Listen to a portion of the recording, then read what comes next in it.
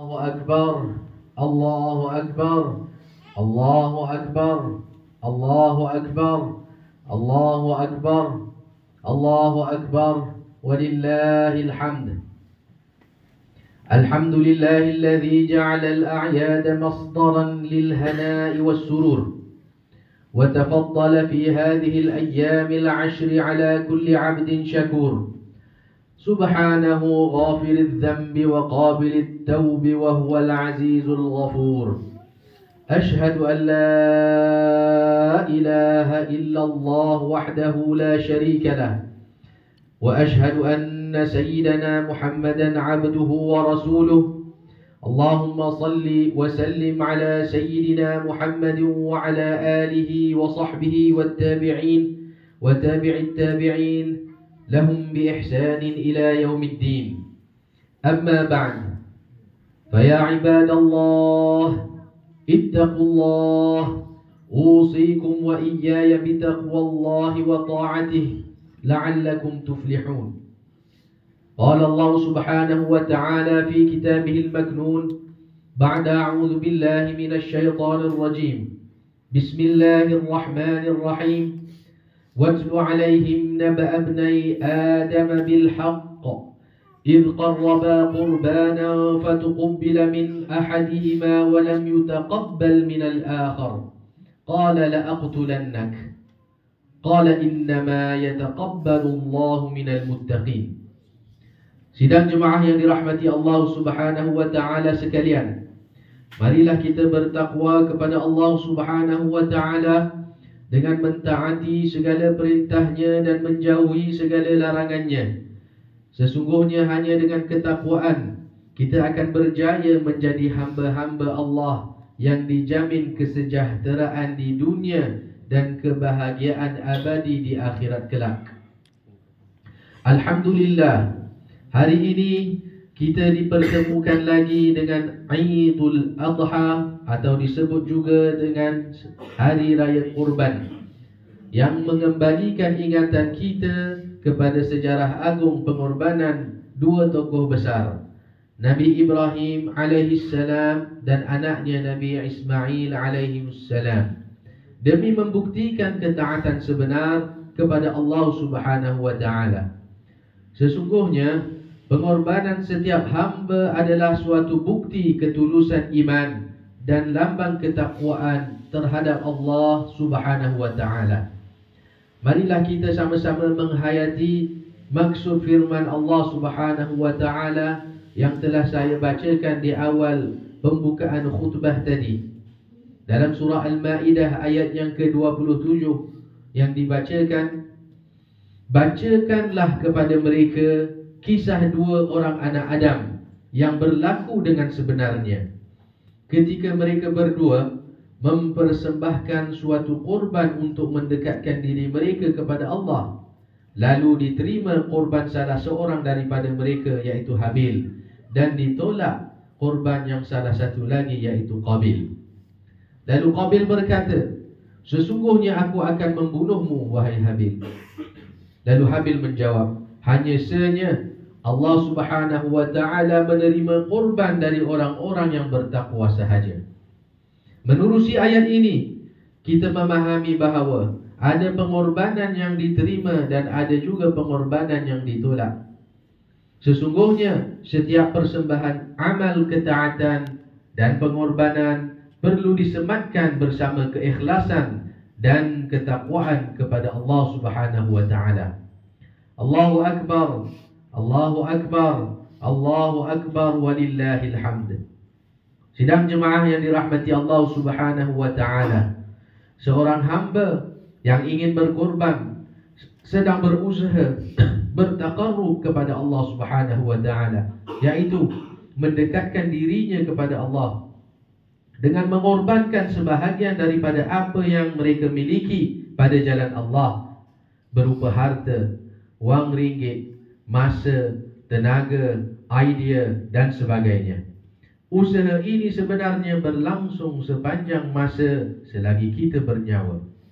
Namun secara khususnya bersempena dengan Aidul Adha, umat Islam dianjurkan untuk melaksanakan ibadah kurban pada hari raya dan juga hari-hari tasyrik selepasnya, iaitu 11 hari bulan, 12 hari bulan dan 13 hari bulan Zulhijjah, dengan menyembelih binatang kurban, walaupun mewakilkan kepada mana-mana organisasi Islam untuk menyempurnakannya bagi pihak kita. Kita dituntut untuk menyembelih seekor kambing atau daripada 7 bahagian lembu dan seumpamanya. Dan pengorbanan itu sangat kecil jika dibandingkan dengan korban nyawa seorang anak sebagaimana yang dilalui oleh Nabi Ibrahim alaihissalam. Justru kita yang berkemampuan sewajarnya menjadikan peristiwa itu sebagai pencetus semangat dan motivasi terhadap tuntutan berkorban dan sedaya upaya menjayakannya. Fahamilah falsafah ibadah ini agar ia mampu menjadi pendorong kita untuk bersama menyertai ibadah korban yang saban tahun dituntut untuk disempurnakan. Perlu difahami bahawa Islam menuntut kita berkorban bagi membuktikan keimanan dan kesyukuran terhadap anugerah iman dan juga Islam yang diberi oleh Allah Subhanahu wa taala kepada kita. Meskipun ibadah korban hanya sekadar tuntutan sunat muakkad, namun hukum mengabaikannya adalah makruh bagi yang berkemampuan. Allahu Akbar, Allahu Akbar, Allahu Akbar, walillahil hamd.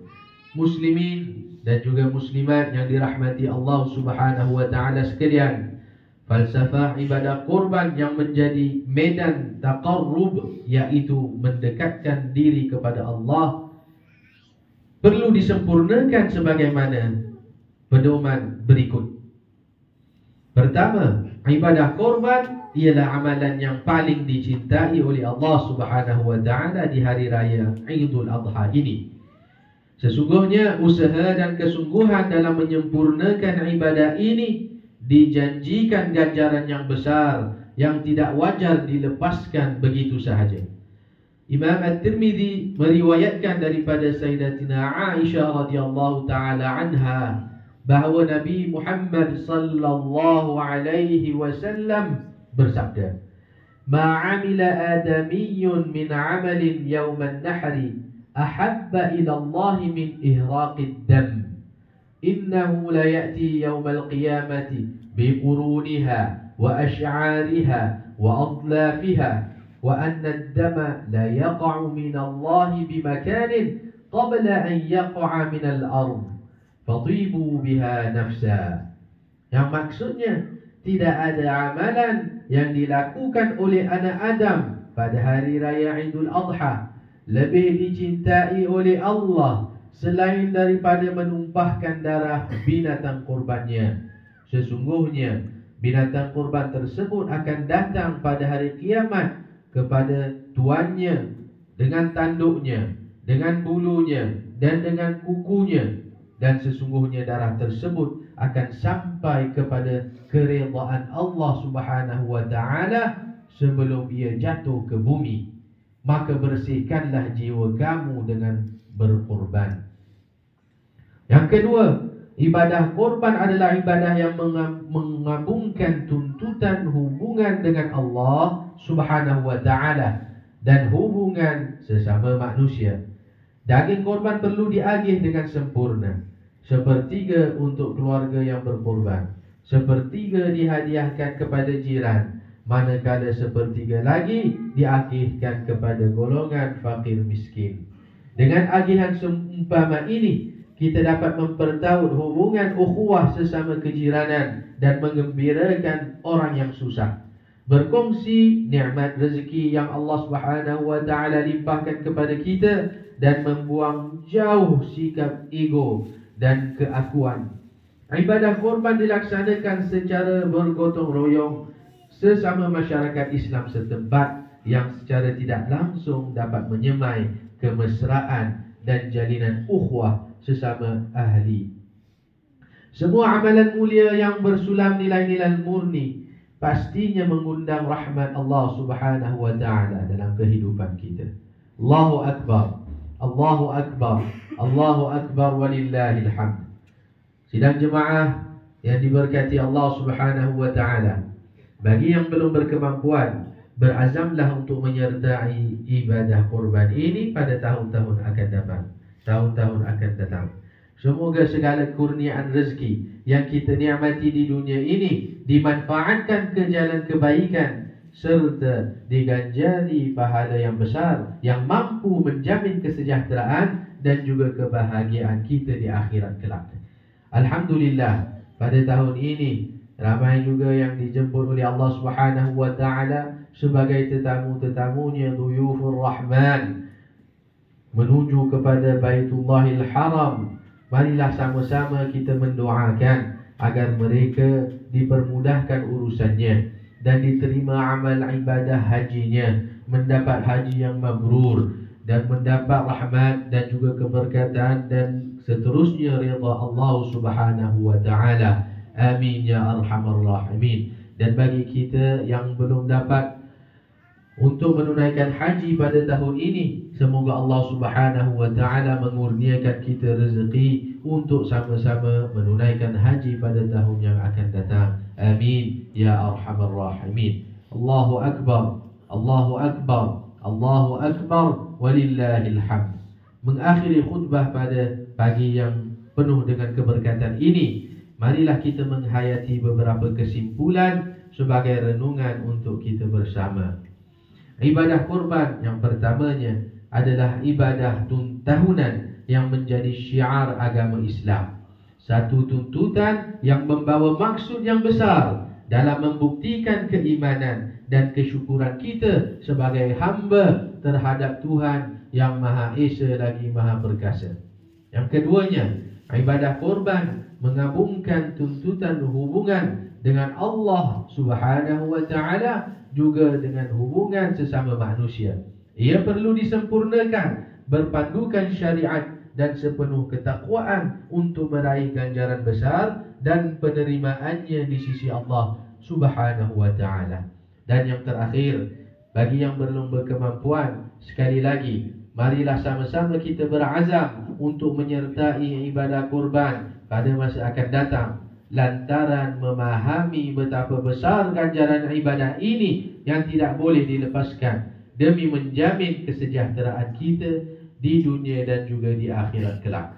Firman Allah Subhanahu wa taala di dalam surah Al-Kautsar yang mana kita semua menghafalnya dan memahaminya.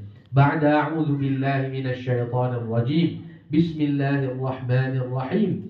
Inna a'tainakal kautsar fasalli li rabbika wanhar inna syani'aka huwal abtar. Yang maksud, sesungguhnya kami telah mengurniakan kepadamu wahai Muhammad kebaikan yang banyak di dunia dan juga di akhirat. Oleh itu, kerjakanlah sembahyang kerana Tuhanmu semata-mata dan sembelihlah kurban sebagai tanda syukurmu kepada Allah. Sesungguhnya orang yang membencikanmu, dialah yang terputus dari mendapat sebarang perkara yang diingininya. Barakallahu li wa lakum fil Qur'anil azim wa nafa'ani wa iyyakum bima fihi minal ayati wadh-dhikril hakim wa taqabbala minni wa minkum tilawatahu innahu huwas sami'ul 'alim. Aqulu qawli hadha wa astaghfirullahal 'azim li wa lakum ولسائر المسلمين والمسلمات فاستغفروه فيا فوز المستغفرين ويا نجاة التائبين.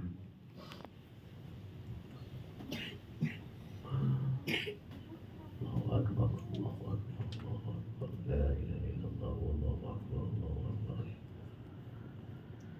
لا نكونن من الخاسرين.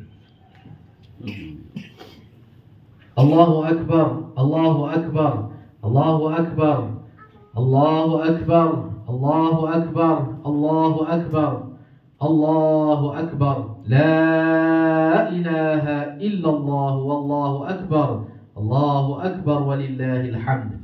الحمد لله رب العالمين والصلاة على النبي الأمين.